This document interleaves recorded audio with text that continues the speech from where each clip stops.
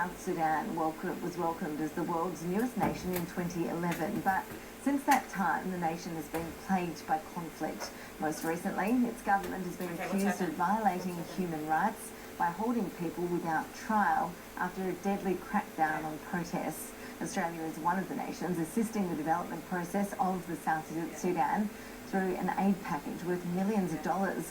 Joining us now is the Deputy Special Representative of the UN Secretary-General, Toby Lanzer.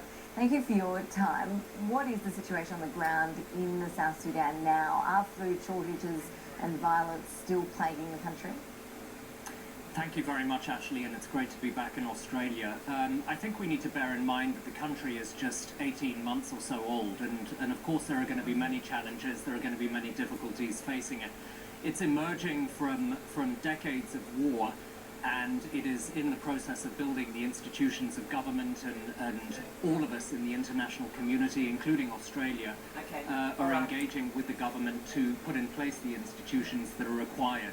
At the same time, there are many short-term shocks. There are refugees pouring in from conflict in neighbouring Sudan, and there is also some intercommunal conflict that takes place in the country, as you mentioned. So there are many challenges. It is one of the world's poorest countries, but I think that the international community, with the support of major players and major partners such as Australia, we're trying to get to grips with the situation, and I actually think the trajectory overall in South Sudan is rather positive.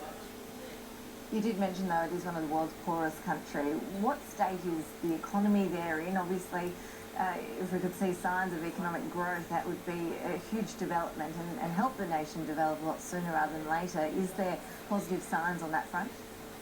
Well, there are definitely positive signs. I think first and foremost, South Sudan is located in a neighbourhood where there are very fast growth rates. You know, whether it's Ethiopia, Kenya, Uganda, the neighbouring countries have 5 to 7% GDP growth on an annual basis at the moment.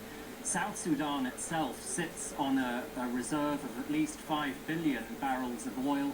It's got considerable mining deposits of copper and gold, and it has one of the largest livestock cattle populations on the African continent. So the opportunities there really are rather significant, and there have been very considerable improvements in South Sudan over the past few years.